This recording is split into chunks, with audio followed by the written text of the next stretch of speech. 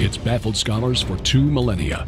It is a puzzle made of multi-dimensional elements, an enigma with roots that reach back to the dawning of time, perhaps before.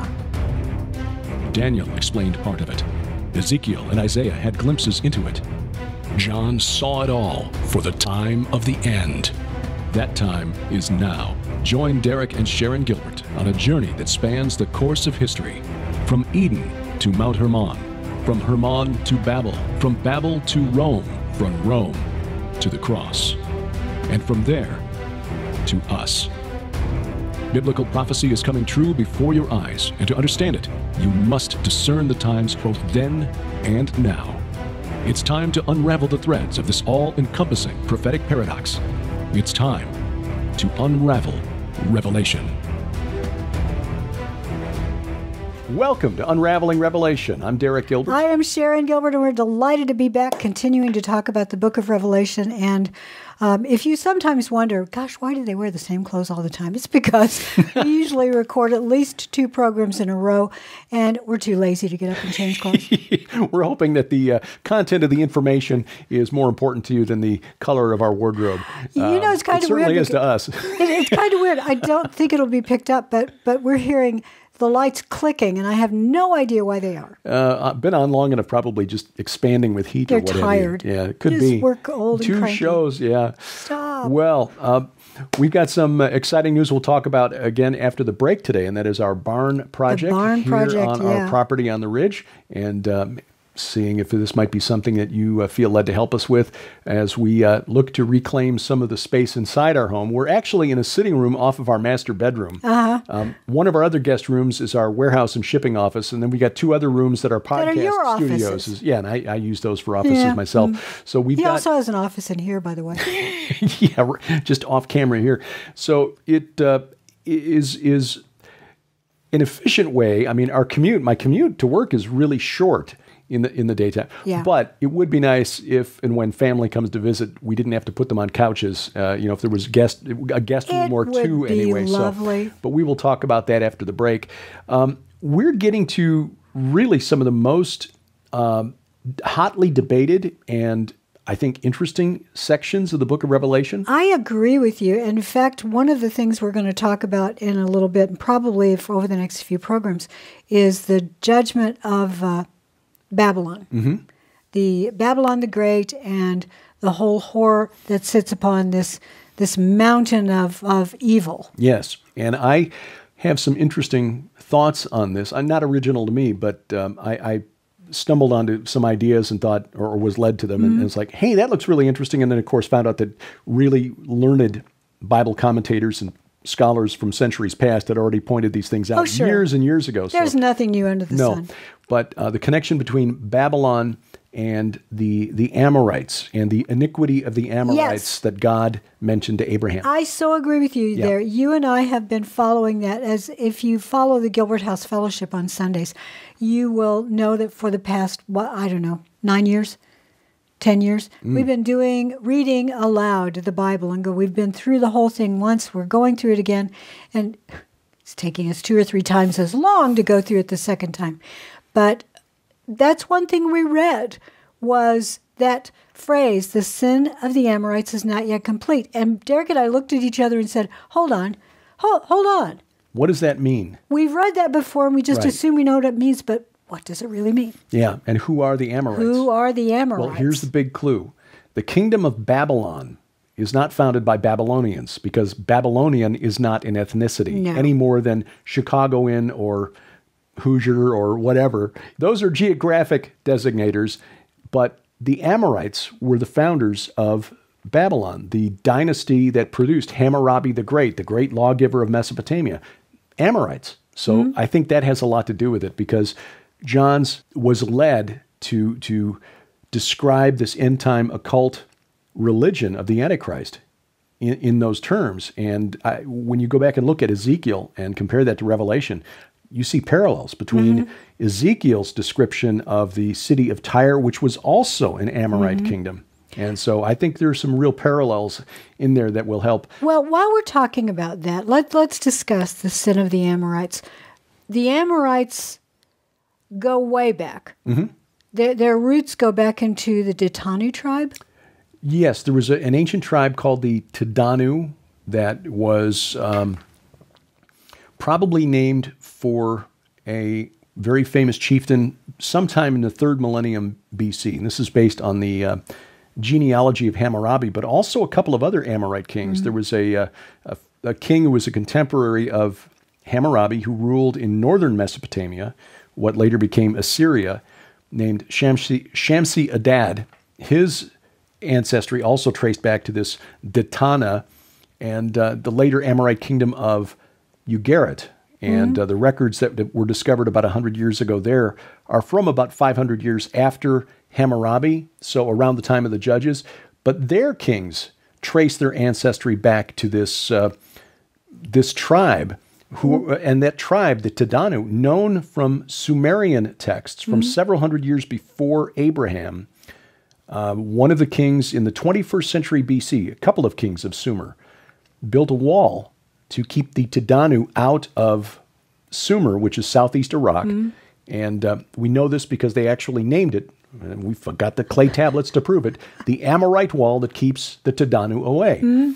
So they didn't want those guys, because they were warlike. They lived in the mountains. They were. But what I found in researching the book, The Second Coming of Saturn, is that it appears that those Amorites, who kind of emerge into world history around 2400 BC, moving into southeast Iraq, Sumer, from the north, from Syria and from northern Iraq, brought with them the worship of a couple of gods, the moon god for one, and the god called El, or Ilu, the god that was later called Enlil by the Sumerians, Dagon by other Amorites, and the Philistines, later called Kronos by the Greeks, Saturn by the Romans. Those were the two, at the time they first emerged into Babylon, or Babylonia, Sumer, those were the only two gods that they really worshipped. The god, their creator, El or Ilu, and the moon god, called Sin, or Yarik by the Amorites. And that... they adopted and began the worship of other entities because they brought, of course, Inanna or Ishtar into their pantheon. And then they had the sun god, and then the storm god, and then the war god and other entities. Before you go too far afield, I want to go back to the term Tidanu. Too late. Which is also spelled Ditanu or Tidanu. That sounds an awful lot like the Greek term Titan. And you are right to say so.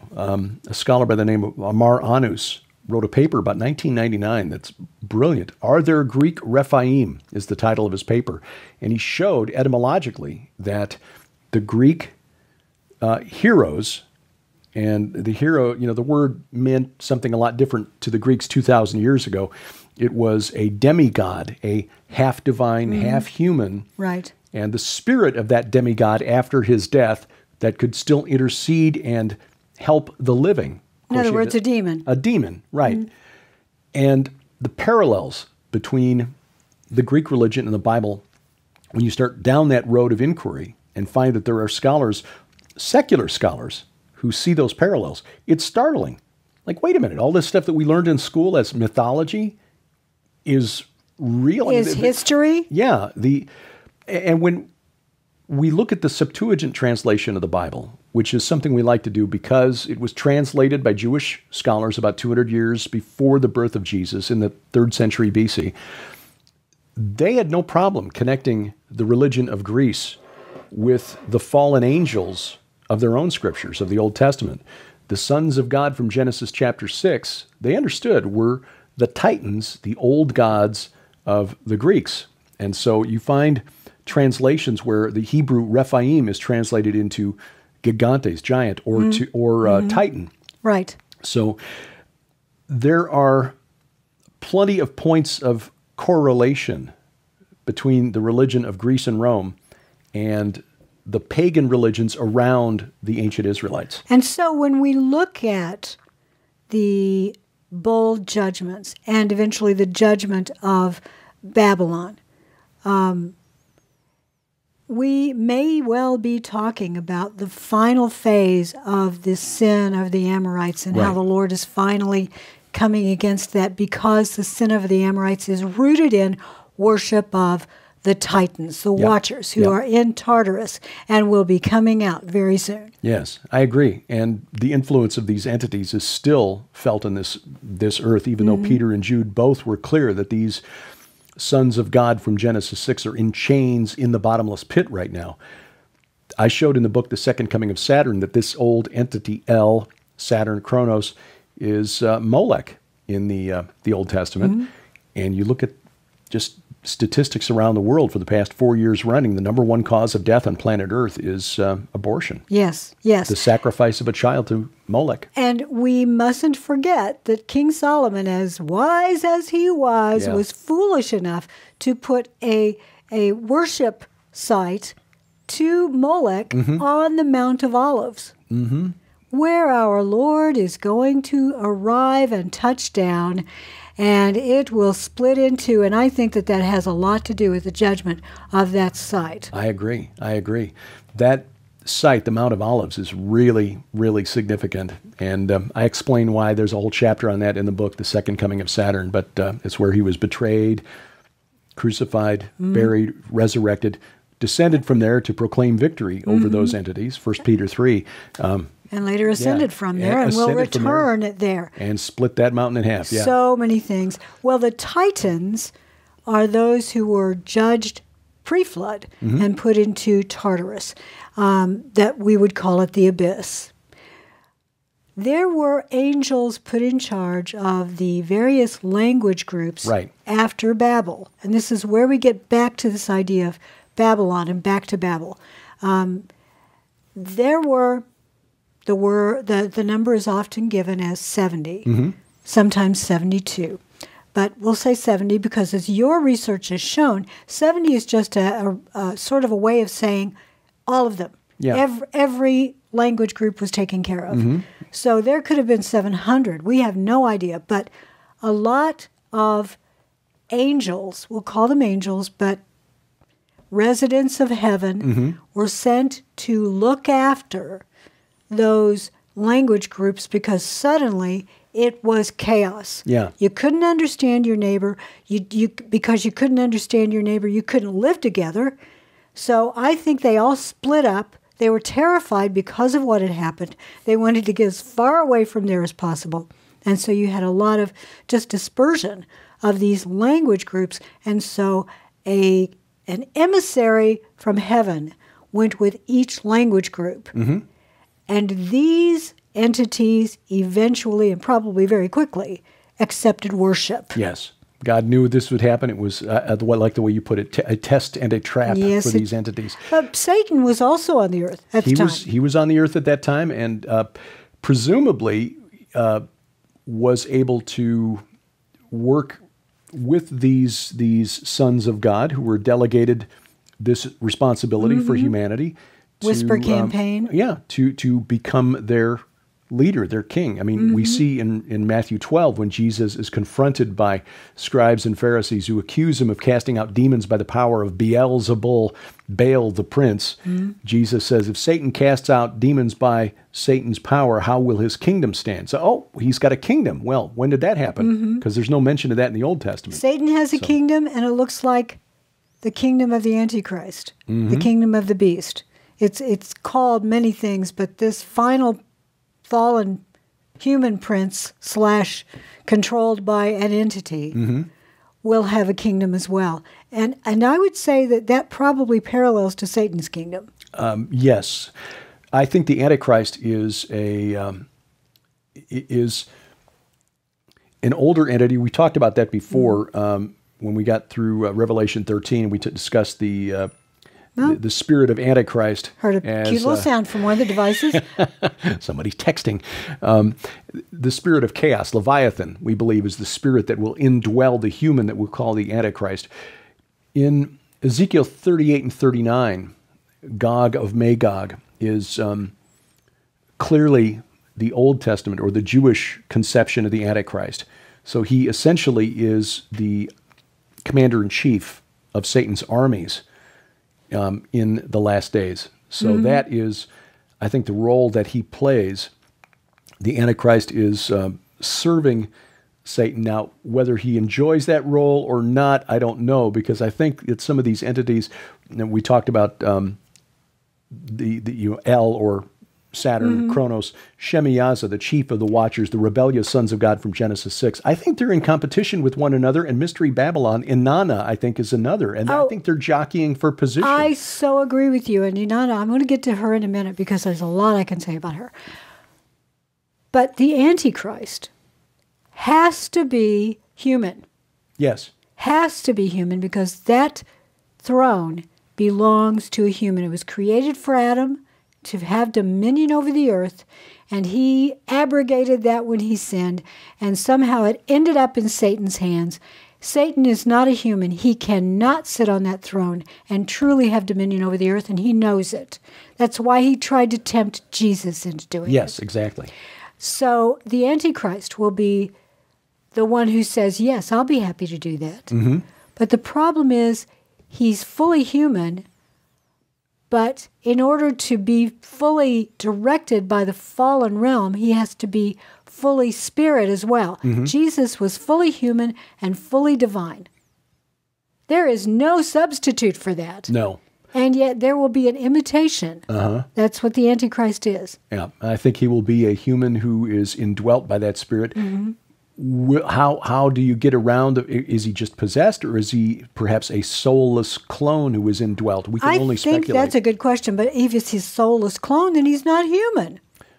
True. There are a lot of rules in the fallen realm. They love their rules, but they also love to bend them. Yeah, looking for loopholes. So it will be interesting to see what sits on there. But yes, there will be a kingdom, and there will be a king and a queen. Ah, yes. And we'll talk about her when Unraveling Revelation continues. Prepare for spiritual war by arming yourself with information. Take advantage of these specials through March that dig deep into the Bible to help you make sense of the chaos around us. First, our Veneration Bundle, our 2 co-authored books plus the travelogue DVDs from our Israel tours. An $85 value, just $45 plus shipping and handling. The Second Coming of Saturn Bundle, featuring my book and the 13-part companion DVD, a $50 value for just $35 plus shipping and handling. The This Is War special offer, featuring the Second Coming of Saturn, 4 DVDs, and 7 hours of audio interviews with Bible scholar Dr. Michael Heiser, a $145 value for just $75 plus shipping and handling. And the Gilbert Fiction Collection, all 8 novels in Sharon's Red Wing Saga series plus my 2 novels, a $200 value for just $140 plus shipping and handling. These offers are available through March only at our online store, gilberthouse.org/store. And again, we thank you for your prayers and support.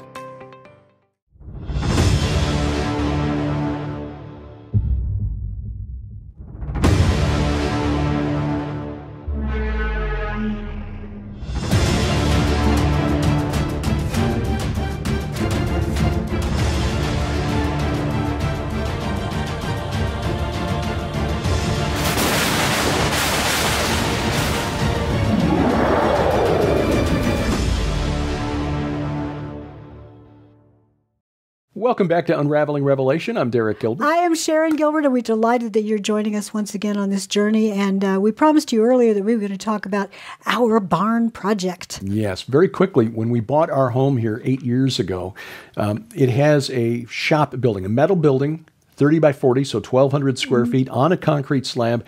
And for the last 8 years, it essentially has been a parking place for our yard tractor and overflow furniture. Our broken yard tractor. Yes, but we now think the time has come to turn that space into something useful, a space where we can record these programs without having to walk, around the lights in our spare bedroom. Have a place where guests can actually sleep, so they don't have to sleep on a couch. Right. We would love to be able to entertain family more, but for 8 years we've looked at this space and known that it is perfect for a studio and whatever else needs to be in there. Only in the last 8 years has the Lord made it clear what it is that we're supposed to put in that space. We've always asked, please allow us to pay cash for it. Right. We don't want to go into debt for that space. And over the last 6 months or so, the Lord has just dropped donations into our laps that we've just put aside. And suddenly we realized about a month ago, oh, we have enough to do phase 1. And we're not looking to do anything fancy. We're not planning to put up any walls. We just need to insulate it. We need to run electricity. They're exterior walls. Well, yeah, exterior walls. We're not putting up interior walls because, a day will come we'll have to move on to somewhere else and, leave it for somebody else who can make use of the whole space. But this would give us a place, watertight, insulated from the elements, that where we can put our books, our warehouse and shipping out there, put our studio out there, a workspace out there. You can have a 5 and 10 space out there. We can have an unraveling place. I can go out there and edit video and then not bother you while you're trying to concentrate and write, which makes it very difficult. It does slow it down. I need total quiet in order to write. And I can't edit with total quiet because I got to hear what's going on. So having another office space out there would really be a help. So if you are so led, we've got a place at our website where you can donate through PayPal or through Stripe. We've also got a mailing address if you prefer to do it with paper. And if not, just your prayers. Oh, your prayers, please. We covet because we never want to communicate in a way that brings dishonor to God. No, we don't. We want to, we won't get everything right in our teachings. We do our best, but we won't get everything right. No. But we, at very least, want to speak and teach with gentleness and respect. And we pray for your prayers for wisdom and discernment to help us do that. We do. Well, back to the kingdom of the Antichrist. He's the king, and there is a queen. And that queen is a spirit entity that I believe arrived after the division of languages at Babel. Right. And that was Deuteronomy 32, verse 8, by the way. If you're looking for the biblical verse where that took place, it's where God numbered the nations when he divided the nations. He numbered them according to the number of the sons of God. Yes. And again, that number 70 is a symbol, not just for ancient Israel, but all of the ancient Near East. That number meant all of them. So all of the other nations except for Israel were under the guardianship of yes, under the stewardship of these angels. Right. And it was the early church understood this. It's very clear in the writings of some of the early church theologians, 2nd, 3rd century AD, that these angels had been tasked with guarding and protecting humanity, and instead they came down and began to set themselves up as gods and demand sacrifice and worship. They did. And I believe that one of these is an entity that has many names and takes male and female appearances. And because I think these entities can change their appearance, and sometimes goes by the name Ishtar, sometimes Inanna. And Inanna was worshipped in Sumer in Mesopotamia. And there are a lot of stories that we've found that archaeologists have only recently found about Inanna. And one of the things that she does is declare herself Queen of Heaven, Queen of the Earth, and Queen under the earth. Queen of the great below. Queen of everything.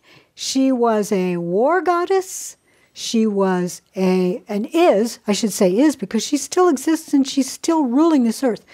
She is a war goddess, and we're not talking about planning and plotting the various battles. She was up to her eyeballs in blood. Yeah, her Canaanite, one of her Canaanite aspects, and I think as we get further in history and more into the classical era, the time of the Bible, the modern era, she's got multiple aspects, like the way you've described it, finger puppets. You got one person puppeteer with different finger puppets showing different aspects. I can have 10 finger puppets, so I can have 10 identities. So the Canaanites knew her as Astarte, the goddess of sex, but she was also had a male aspect, Athtar, the war god. So the planet Venus at night was Astarte, the planet Venus in the morning was Athtar, but then you had Anat, the war goddess, who I argue is another one of those finger puppets. And Anat was described as being up to her girdle in blood and wearing skulls for a belt. Yes, exactly. So this is who Ishtar Inanna was in the ancient world. She's also known as Aphrodite and Venus. Yes. Yeah.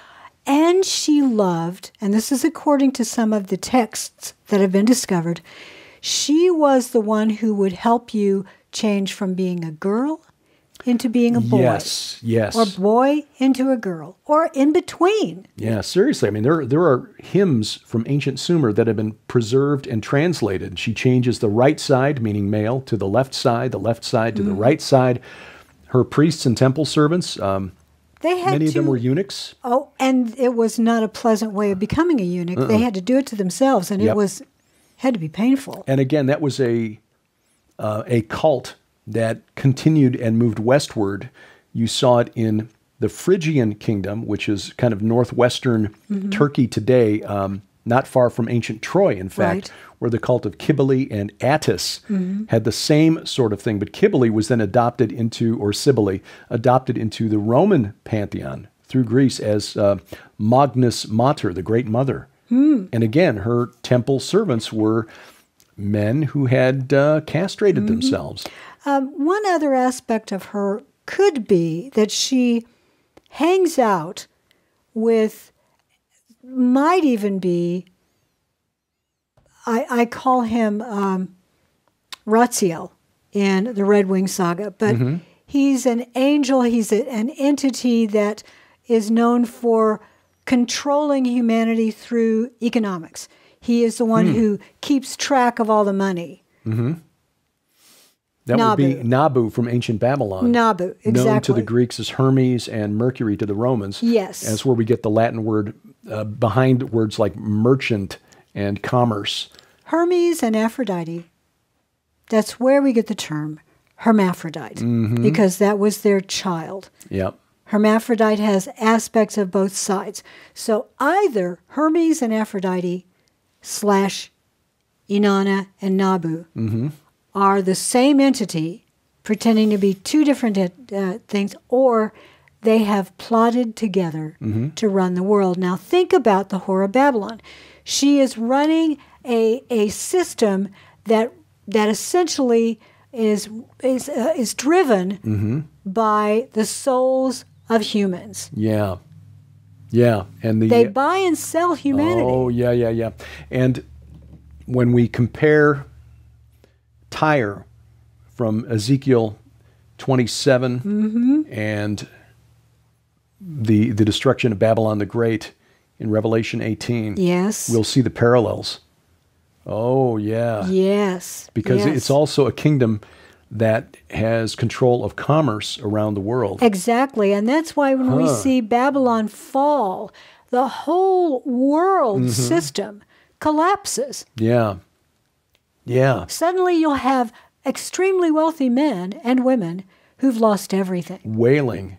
Wailing. And the whole system of identity politics. Yeah. That will collapse with it. Yeah. Everything that is being built right now will in the Western world, will fall. But yes, this is interesting because her destruction comes at the hands of the 10 horns, who are the 10 kings, and we believe these are not human kings, but supernatural these are spirits entities, that have been and promised the beast. A deal. Yeah.